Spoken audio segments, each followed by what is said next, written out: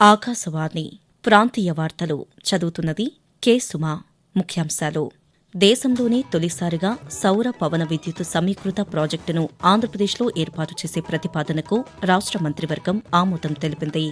వెనుకబడిన ప్రాంతాలు అభివృద్ది చెందాలన్నదే కేంద్ర ప్రభుత్వ లక్ష్యమని కేంద్ర శాస్త్ర సాంకేతిక శాఖ సహాయ మంత్రి డాక్టర్ జితేంద్ర సింగ్ పేర్కొన్నారు. తెలంగాణలో పంట సాగు చేసే రైతులందరికీ రైతు భరోసా ఇవ్వాలని మంత్రివర్గ ఉపసంఘం నిర్ణయించింది.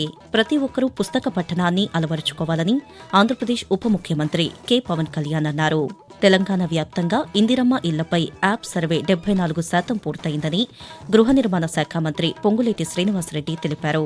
వార్తల వివరాలు: దేశంలోనే తొలిసారిగా సౌర పవన విద్యుత్ బ్యాటరీ నిల్వ సమీకృత ప్రాజెక్టును ఆంధ్రప్రదేశ్లో ఏర్పాటు చేసే ప్రతిపాదనకు రాష్ట మంత్రివర్గం ఆమోదం తెలిపిందని సమాచార ప్రజా సంబంధాల శాఖ మంత్రి కొలుసు పార్థసారథి తెలిపారు.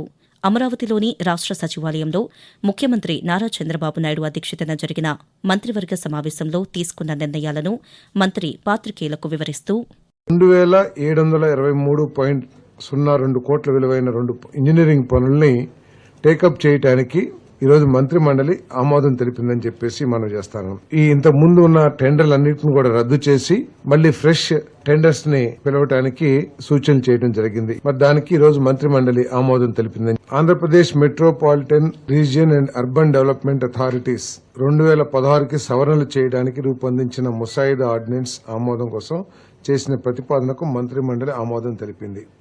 వీటితో పాటు తిరుపతిలో ఈఎస్ఐ ఆసుపత్రి సామర్థ్యాన్ని 100 పడకలకు పెంపు, అలాగే చిత్తూరు జిల్లాలో ఐఆర్ బెటాలియన్ ఏర్పాటుకు 40 ఎకరాలు కేటాయిస్తూ మంత్రివర్గం ఆమోదం తెలిపిందని మంత్రి వివరించారు.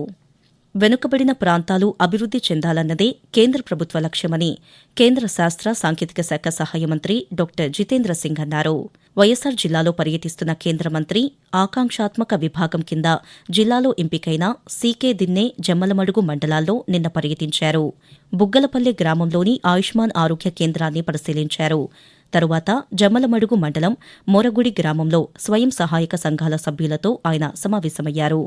ఈ సందర్భంగా కేంద్ర మంత్రి పాత్రికేయులతో మాట్లాడుతూ, This is very scientifically determined parameter. We have 49 indices including health, literacy, education, the financial inclusion, the status of the women, and depending on those indices there is a continuous competitive process among the districts within the state and vis-a-vis states across the country. తెలంగాణలో పంట సాగు చేసే రైతులందరికీ రైతు భరోసా ఇవ్వాలని మంత్రివర్గ ఉపసంఘం నిర్ణయించింది. రైతు భరోసాపై ఉప ముఖ్యమంత్రి భట్టి విక్రమార్క చైర్మన్గా, మంత్రులు తుమ్మల నాగేశ్వరరావు, పొంగులేటి శ్రీనివాసరెడ్డి, శ్రీధర్ బాబులు సభ్యులుగా ఏర్పాటైన ఉపసంఘం చేయాల్సిన సిఫార్సులపై చర్చించేందుకు హైదరాబాద్లోని రాష్ట సచివాలయంలో నిన్న సమావేశమయ్యింది. రైతుల నుంచి దరఖాస్తులు తీసుకోవాలని సబ్ కమిటీ నిర్ణయించింది. అధికారుల సర్వే, శాటిలైట్ మ్యాపింగ్ ద్వారా సాగు భూములు గుర్తించనున్నామని తెలిపింది. ప్రతి ఒక్కరూ పుస్తక పఠనాన్ని అలవర్చుకోవాలని ఆంధ్రప్రదేశ్ ఉప ముఖ్యమంత్రి కె పవన్ కళ్యాణ్ అన్నారు. విజయవాడ పుస్తక మహోత్సవ సంఘం ఆధ్వర్యంలో ఇందిరాగాంధీ క్రీడా మైదానంలో ఏర్పాటు చేసిన 35వ పుస్తక మహోత్సవాన్ని ఉప ముఖ్యమంత్రి నిన్న సాయంత్రం ప్రారంభించారు. ఈ సందర్భంగా ఏర్పాటు చేసిన సభలో ఆయన మాట్లాడారు. పుస్తకాలు చదవడం ద్వారా విజ్ఞానం పెంచుకోవచ్చని చెప్పారు.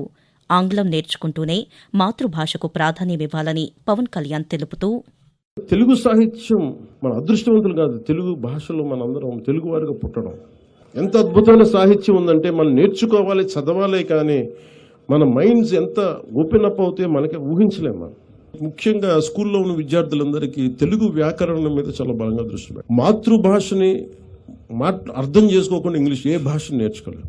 ఇంగ్లీష్కి పేదరికానికి జ్ఞానానికి సంబంధం లేదు. ఇంగ్లీష్ వస్తే జ్ఞానం వచ్చినట్టు కాదు. అందుకని ఇదొక్కటి, దానికి తెలుగు భాష చాలా చాలా కీలకం, మాతృభాషను నేర్చుకోవటం. ఆకాశవాణి ప్రాంతీయ వార్తలు వింటున్నారు. ఆంధ్రప్రదేశ్లో ఎన్డీఏ కూటమి ప్రభుత్వం అధికారంలోకి రావడంతో పరిశ్రమలు ఏర్పాటవుతున్నాయని కేంద్ర పరిశ్రమల సహాయ మంత్రి భూపతిరాజు శ్రీనివాస్ వర్మ అన్నారు. పశ్చిమ గోదావరి జిల్లాలో మంత్రి నిన్న పర్యటించి పలు అభివృద్ది కార్యక్రమాలను ప్రారంభించారు. అనంతరం ఆయన మాట్లాడుతూ, రామాయపట్నం, అనకాపల్లితో పాటు మరికొన్ని చోట్ల పరిశ్రమలను ఏర్పాటు చేసేందుకు కేంద్ర ప్రభుత్వం సానుకూలంగా ఉందని అన్నారు. నర్సాపురం, మచిలీపట్నం కొత్త రైల్వే లైన్కు నివేదిక సిద్దమైందని చెప్పారు. నరసాపురం పార్లమెంటు పరిధిలోని ప్రతి నియోజకవర్గంలో త్వరలో కిడ్నీ డయాలసిస్ కేంద్రాన్ని ఏర్పాటు చేస్తున్నామని, వీటి ఏర్పాటుకు 10 కోట్ల రూపాయలను కేంద్ర ప్రభుత్వం విడుదల చేసిందని శ్రీనివాస్ వర్మ పేర్కొన్నారు. జనవరి 14 నుంచి 45 రోజుల పాటు ప్రయాగ్రాజ్ మహాకుంభమేళా జరగనుంది.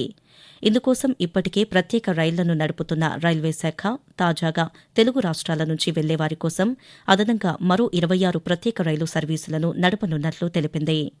ఆంధ్రప్రదేశ్లోని గుంటూరు, విజయవాడ, మచిలీపట్నం, కాకినాడ టౌన్, తెలంగాణలోని మౌలాలి జంక్షన్, వికారాబాద్, సికింద్రాబాద్ స్టేషన్ల నుంచి ఈ ప్రత్యేక రైళ్లు ఫిబ్రవరి 5 నుంచి 24వ తేదీ వరకు నడపనున్నామని దక్షిణ మధ్య రైల్వే వెల్లడించింది.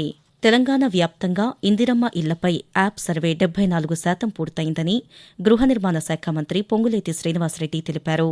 హైదరాబాద్లోని రాష్ట్ర సచివాలయంలో ఇందిరమ్మ ఇళ్ల యాప్ సర్వే ప్రక్రియపై గృహ నిర్మాణ శాఖ ఉన్నతాధికారులతో మంత్రి నిన్న సమీక్ష నిర్వహించారు.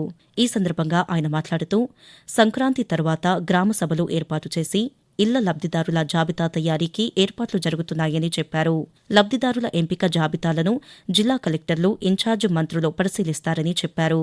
అనంతరం లబ్దిదారుల ఖాతాల్లో ఇందిరమ్మ ఇళ్ల నిర్మాణానికిచ్చే నగదును విడతల వారీగా జమ చేస్తామని మంత్రి తెలిపారు. తెలంగాణలో వ్యవసాయం, రైతు సంక్షేమం కోసం 30,000 కోట్లు కేటాయించామని రవాణా శాఖ మంత్రి పొన్నం ప్రభాకర్ తెలిపారు.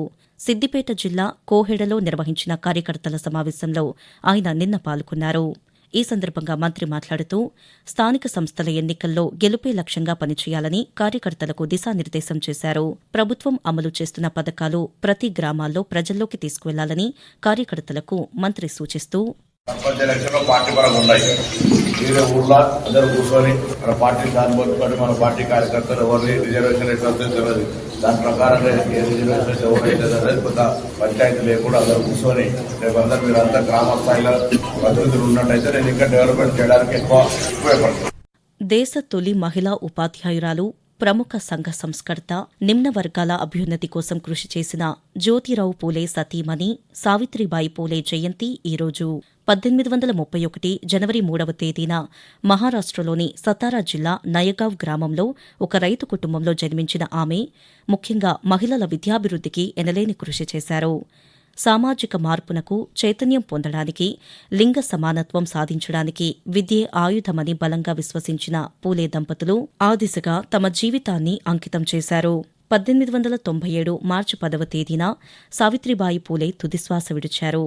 ఇదిలా ఉండగా సావిత్రిబాయి పూలే జయంతి సందర్భంగా ప్రతి సంవత్సరం జనవరి 3న మహిళా ఉపాధ్యాయ దినోత్సవం నిర్వహించాలని తెలంగాణ ప్రభుత్వం నిర్ణయించింది. ఈ రోజు రాష్ట్ర వ్యాప్తంగా మహిళా ఉపాధ్యాయ దినోత్సవం నిర్వహించాలని తెలంగాణ ప్రభుత్వం అన్ని జిల్లాల కలెక్టర్లకు ఆదేశాలు జారీ చేసింది. ఆంధ్రప్రదేశ్ ప్రభుత్వం నిర్వహిస్తున్న రెవెన్యూ సదస్సుల ద్వారా భూ సమస్యలకు సత్వర పరిష్కారం లభిస్తోందని రెవెన్యూ శాఖ మంత్రి అనగాని సత్యప్రసాద్ తెలిపారు. ఈ మేరకు మంత్రి ఒక ప్రకటన విడుదల చేశారు. రెవెన్యూ సదస్సులకు ఇప్పటి వరకు 1,80,000 అర్జీలు వచ్చాయని, 13,000 ఫిర్యాదులను అక్కడికక్కడే పరిష్కరించామని తెలిపారు. ఆకాశవాణి ప్రాంతీయ వార్తలు ముగించే ముందు ముఖ్యాంశాలు మరోసారి. దేశంలోనే తొలిసారిగా సౌర పవన విద్యుత్ సమీకృత ప్రాజెక్టును ఆంధ్రప్రదేశ్లో ఏర్పాటు చేసే ప్రతిపాదనకు రాష్ట్ర మంత్రివర్గం ఆమోదం తెలిపింది. వెనుకబడిన ప్రాంతాలు అభివృద్ది చెందాలన్నదే కేంద్ర ప్రభుత్వ లక్ష్యమని కేంద్ర శాస్త్ర సాంకేతిక శాఖ సహాయ మంత్రి డాక్టర్ జితేంద్ర సింగ్ పేర్కొన్నారు. తెలంగాణలో పంట సాగు చేసే రైతులందరికీ రైతు భరోసా ఇవ్వాలని మంత్రివర్గ ఉపసంఘం నిర్ణయించింది.